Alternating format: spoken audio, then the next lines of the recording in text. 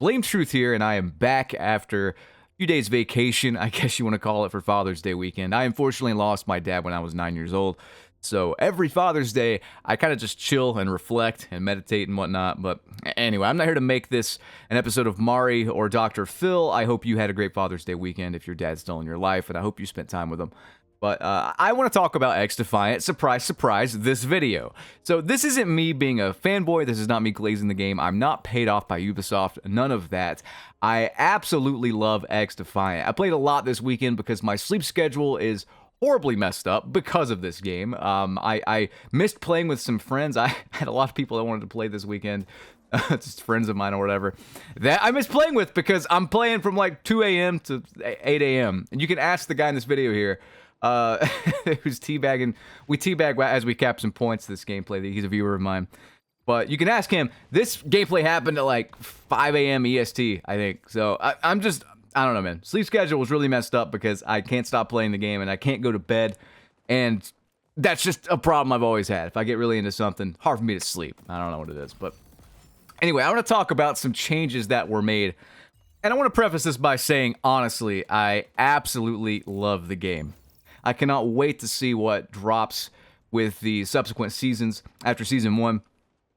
I'm sticking with this game for a long time, seriously. I absolutely love it. And I can see myself, feel myself getting better every single time I play. It's just something that you don't know you miss it till it's gone, you know? Playing Call of Duty for the past 5 years, I have not had this feeling. I feel like I don't get punished for popping off. And this is a gameplay where that happens. Love this gameplay. One of the finest domination gameplays I think I've ever played, truthfully. Everything I do is just chef's kiss, you know, not to toot my own horn here, but all right, let's get into the meat and potatoes, though. I want to talk about the changes that were made today that I don't necessarily agree with, but I'm willing to give them a shot. I want to hear your guys' opinions on this stuff. And as always, Mark Rubin, fantastic with communication.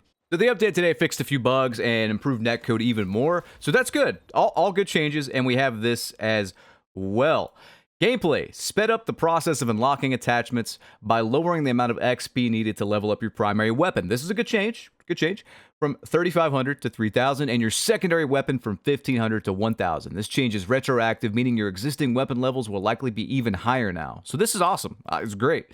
To counterbalance this speedier access to performance-enhancing attachments and provide a greater challenge to the community, weapon mastery level requirements have increased. However, any player who has already unlocked bronze, silver, gold skins will get to keep them. We're not monsters. This change right here, I'm not a huge fan of because, and I'm going to tell you why. The way they've done it, so the game was kind of designed around you unlock attachments for the first 50 levels, 40, 50 levels, and then you start on the camo grind. And the camos don't have fillers. I don't want Call of Duty filler camos. I like the bonus camos you can get from Twitch drops or events or just logging in or whatever. Those are cool. Those are great. But I like just the metallic camos. I think they look good. I'm using silver here. Bronze looks great. And I think I picked up a gold weapon, or I've seen one third person. I actually don't have any yet. Look, they all look fantastic, honestly. And level 50, level 75, level 100. It's proportionate. The biggest issue now is they change where you get the camos in proportion to the level. So you get bronze at level 100 now, silver at level 150, and gold at level 200. And while it is faster to level up, and I think most people agree this is a good change, no one wants to grind just on double XP weekends, you know? But while this is a good change, I feel like there's just a void from level 40 or so until level 100 where nothing is happening. And I think this will deter a lot of people for going for camos, and I think this will deter the people that are super obsessed, like Jev or something, with getting camos. This will deter them from, you know, using variety. Like, they're just gonna sit there and just grind till their eyes bleed on one weapon to get it to level 200. So I got to level 90 on my M16, and I was gonna finish it today and get it gold, but I wake up and see my M16 is now level 105 because of the retroactive changes, and I'm like, whoa, what? And then I also don't have gold unlocked, so I have to grind another, 95 levels, because I already have silver here. It's unlocked, you know, retroactively or whatever. I have to grind 95 levels with, like, nothing. There's nothing to show for it, no progression really being made there.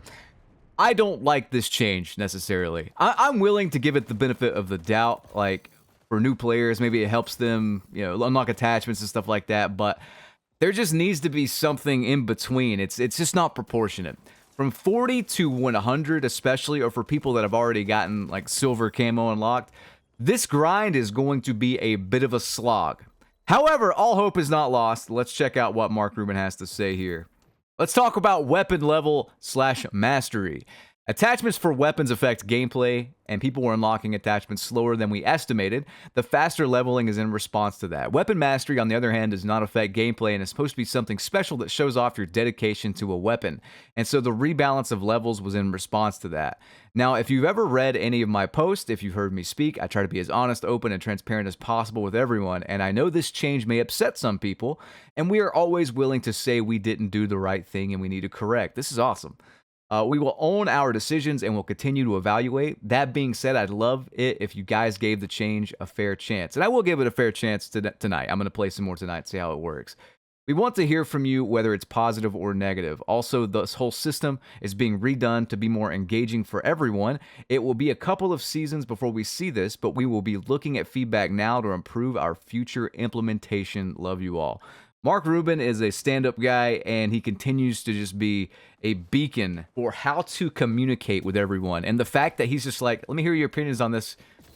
And the fact that he's just like, let me hear your opinions on this, good or bad. Have we ever, I mean, I'm not even trying to be like, I'm not even trying to be an XDefiant fanboy. It's just, have we ever heard that in Call of Duty? You know what I mean? Maybe back in like Black Ops 2 Vonderhaar days when he was really active and stuff like that and talking to us, but I can't think of a game since Black Ops 2 where that's been a thing. So, you know, props to the man for doing this. I see the like logic behind this, but I don't necessarily see the, I guess, people that have already grinded maybe 2 camos on the way to gold. I don't see the benefit for them. It's going to be a bit of a slog. And I'll be honest with you, I don't personally want to level my M16 anymore. I'm level 105. I got nothing to show for it for the next 95 levels. Maybe I'll level it during double XP weekends only with some double XP tokens. I feel like I need to save those now.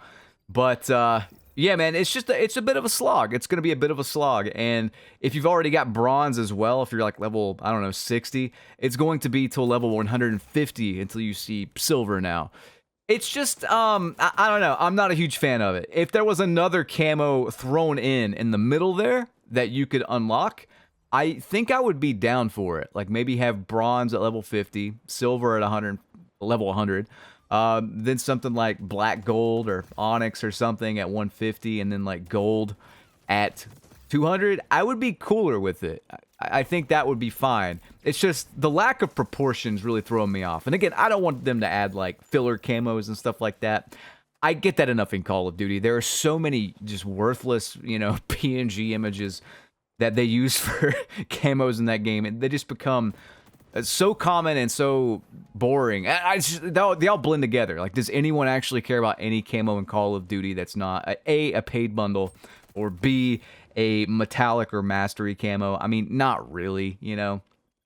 In XDefiant here, I like unlocking the camos they have for Twitch drops or just special events like logging on or battle pass camos, just because there's something to put on your gun until you get something cooler. That's fine. You know, they're not overdoing it in that regard. There's not like a million of them. So that's totally fine. But as far as this change goes, I'm a little iffy on it. So ranked play. I was actually wanting to check out ranked play. Not even kidding. You get rewards for it, and I like this game enough that I would play it ranked.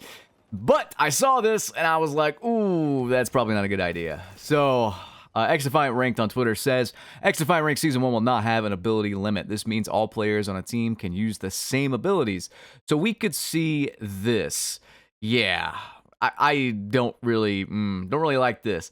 I think there should be an ability limit, or at the very least a 2 faction per player limit, so no more than 2. If you're going to have 2 of one thing, then I think that's still relatively balanced. In public matches, use whatever you want. It's just PUBG, you know. But I think, like, there needs to be a balance in ranked play. And I think that even limiting it to 1 faction per team could be a cool thing. Maybe that's a little too strict, but 2 factions per team max. That way you can use both abilities on a given faction, for example. I think that would be fine. I think that would be balanced. 1 ability per team is another way to balance it out. Currently, I'm gonna wait and see on if they walk back this this particular feature for ranked play, because for Spider-Bot users, I mean, it would be annoying. I don't know if it would necessarily be overpowered, but that's the thing, is when you start stacking stuff, it could be quite annoying, or it could be so easy to counter that it's just not really fun either way. You know what I mean? Like, let's say I'm in a public match and I'm facing 6 Phantom Shield users, Bubble Shield users, whatever. I'm just gonna spam EMP nades constantly all match. It's pretty easy to counter. I've faced, you know, shield users before. I've faced riot shield users as well on the Phantoms, and EMP nades knock them out of it. I don't want to over rely on EMP nades. You know what I mean? Like, it's just one of those things for me personally. But either way, that's the XDefiant news for today, and I hope you guys enjoyed this video. Rate, comment, and subscribe. Ring that notification bell. This was a fantastic domination gameplay, and props to the other team for playing the objective so hard. A lot of fun. I'll see you guys later. Have a good one. Peace.